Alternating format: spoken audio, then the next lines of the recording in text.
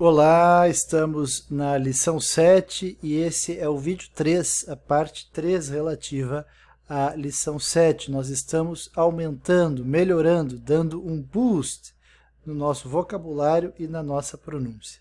Então, até agora nós vimos 15 verbos, vimos 15 substantivos e agora nós vamos ver 15 adjetivos, ok? Vamos começar com good, que é bom ou boa. I think that Elvis Presley is a good singer. Eu acho que o Elvis Presley é um bom cantor. Bad, mal, má ou ruim. I don't like bad beds. Eu não gosto de camas ruins. Veja a diferença aqui, né? Bad beds. Bad, mal, ruim, má e bad, cama. Veja que um é mais aberto, um é mais fechado, mas nós vamos ver isso mais adiante, na parte sobre a pronúncia. Big, grande. Mr. Wilson's head is big. A cabeça do Sr. Wilson é grande. De novo aqui, ó, temos um apóstrofo S, indicando pertencimento, indicando que essa head, essa cabeça aqui, é do Sr. Wilson. Mr. Wilson's head is big. Tall, alto ou alta. Basketball players are tall. Jogadores de basquete são altos. Bem, essa frase poderia ser traduzida também como jogadoras de basquete são altas. Nada impede que fosse traduzida assim. High, alto ou alta, mais para construções, coisas e expressões. Por exemplo, Everest is a high mountain. O Everest é uma montanha alta. Small, pequeno ou pequena. I live in a small apartment. Eu moro em um apartamento pequeno. E little, pequeno ou pequena também. Richard lives with a little dog. O Richard mora com um cachorro pequeno. Quando usar small e quando usar little? Geralmente eles são sinônimos, né? Geralmente, mas como algumas, dependendo da maneira como a frase está construída ou da outra expressão que você vai usar junto, aí você vai usar mais small ou little. Existem certas preferências, mas no geral a gente pode considerar como sendo sinônimos, ok? Poderia dizer também I live in a little apartment, mas eu acho que small, nesse caso, parece mais usado. Mas vocês vão ver com o tempo que o inglês é um balaio de gatos. É uma língua que parece que vale tudo, né? Talvez tenha ter tido tanta imigração de tantos lugares, muito mais do que no Brasil, e continua tendo até hoje, né? E recebendo imigrantes muito mais do que no Brasil, principalmente o inglês americano. Então, realmente parece que é um balaio de gato às vezes. É um vale tudo, né? E por isso talvez seja uma língua tão difícil de domar, porque tanta coisa, né, que é difícil de perceber como se usa as coisas. Vamos continuar então. Fat, gordo ou gorda. Fat-free food, comida livre de gordura. Thin, é fino, fina, magro ou magra. Igor's neck is thin. O pescoço do Igor é fino. De novo aqui, ó, o apóstrofo S, que indica pertencimento, indica que esse neck aqui, esse pescoço, é do Igor. Igor's neck is thin. E thick é espesso, espessa, grosso ou grossa, como uma sopa grossa. E é esse o exemplo que eu dei. I like thick soups. Eu gosto de sopas espessas. E uma sopa fina eu poderia dizer thin soup, né? Aquela sopa fininha, ralinha. Né? E thick, espesso, grosso. Short, curto, curta, baixo ou baixo. Lillian's hair is gray and short.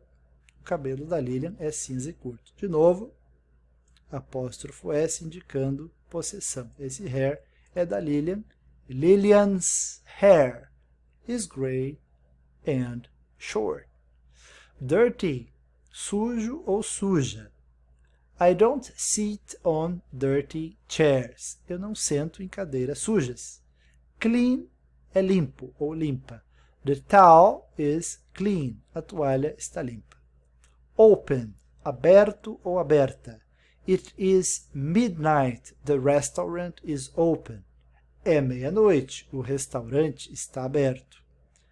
Closed é fechado ou fechada. It is 2 p.m.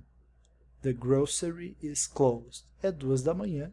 O mercado está fechado. Nós já vimos que grocery é aquele mercado menor, né? Mercado não é um market, nem um supermarket, é um mercadinho assim de rua, de bairro, né? Menorzinho. Bom, eles têm muito esse costume de usar essa notação aqui para horários, né? 2 p.m., 2 da manhã. Se fosse da tarde, seria 2 p.m., 2 da tarde. Para nós, 14 horas. Eles não usam tanto esse 14 horas, 15 horas, 16 horas. Né? 2 p.m., 3 p.m. E veja também que a expressão em português é, por exemplo, é meia-noite, é 2 da manhã, ou são, né? São 2 da manhã, dependendo, também poderia ser. Mas eles sempre colocam o it na frente desse tipo de expressão. It is midnight. É meia-noite, a gente traduz, né? It is 2 p.m. É 2 da manhã. Mas ao pé da letra seria isto é meia-noite. Isto é 2 da manhã. Esse it pode significar o isto também. Né? Se a gente diz, por exemplo, em português nós dizemos está chovendo.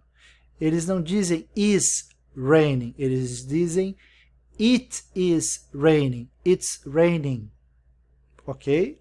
Então, só mais uma coisinha aí para ajudar um pouco mais. Depois, na continuação, nós teríamos as nossas dicas de pronunciação. Mas eu vou deixar isso para mais adiante e nós vamos passar para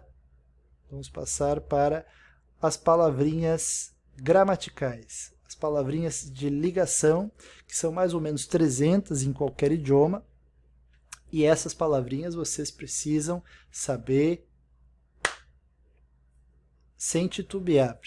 Elas precisam estar 100% na cabeça de vocês, essas palavrinhas de ligação. Então você tem que ter, eu sugiro que vocês tenham pelo menos uma ou duas, ou de repente até 3 frases anotadas para cada uma dessas palavras nos cadernos de vocês, dos cadernos de frases. Depois nós vamos ver aí que você vai ter um caderno de frases e vai ter um caderno de palavras.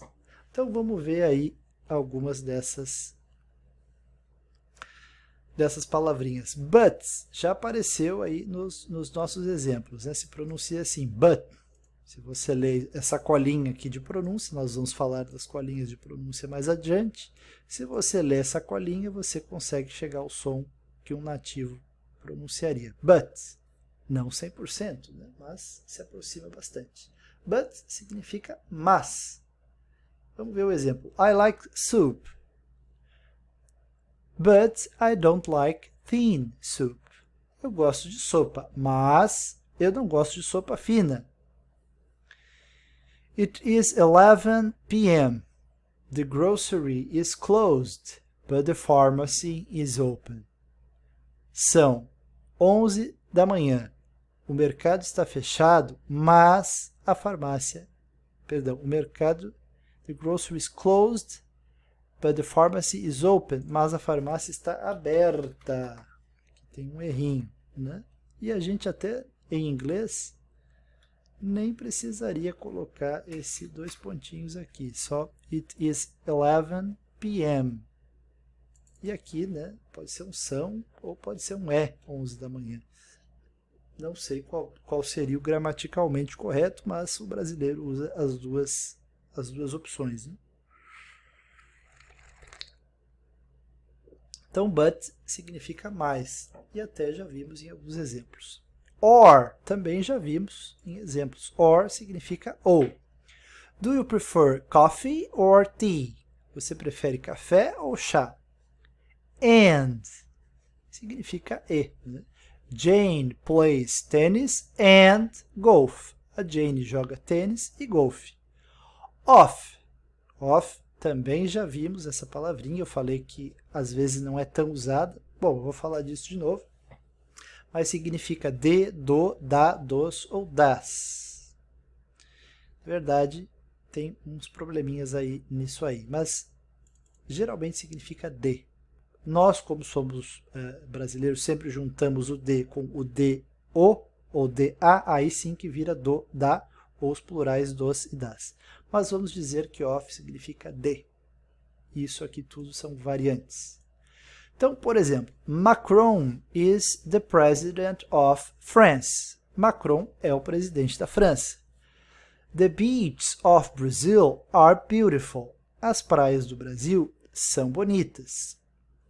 Mas eu já falei para vocês um dia, não lembro em que lição, que o off, não por alguma razão, ele não é muito usado em inglês. Ele soa muito formal. Então os americanos e os ingleses eles preferem mudar um pouco a construção da frase para evitar falar off. Não sei porquê, né? Mas então, por exemplo, uma frase como Macron is the president of France, eles falariam como Macron is the French president. Macron é o presidente francês. Falou de um jeito diferente e não usou off. Outro exemplo, the beaches of Brazil are beautiful. Eles falariam talvez Brazilian beaches are beautiful. As praias brasileiras são bonitas. Então usaram uma outra maneira de falar que evitou usar o off, ok? E depois, por último, nós temos o from, com a linha da pronúncia aqui, from, que significa de, do, da, dos, das, em geral, indicando origem, certo? Então, por exemplo, eu digo Pelé is from Brazil. O Pelé é do Brasil. Elvis is from US. O Elvis é dos Estados Unidos. Vocês vejam que eu falo bastante do Elvis, gosto muito do Elvis, mas o Elvis já morreu, né? O Elvis já morreu há algum tempo. Né? Ele é dos Estados Unidos porque ele é uma lenda, né, dos Estados Unidos, mas ele não está vivo ainda. Não continua vivo, morreu acho que nos anos 70. Né? Elvis is from US. Ok? Então, na próxima parte, aí sim nós vamos ver sobre as dicas de pronúncia e as colinhas de pronúncia. Nós vamos entrar no dicionário que eu vou indicar para vocês e vamos falar nisso em mais detalhes. Muito obrigado e até a próxima parte da lição 7. Vejo vocês lá.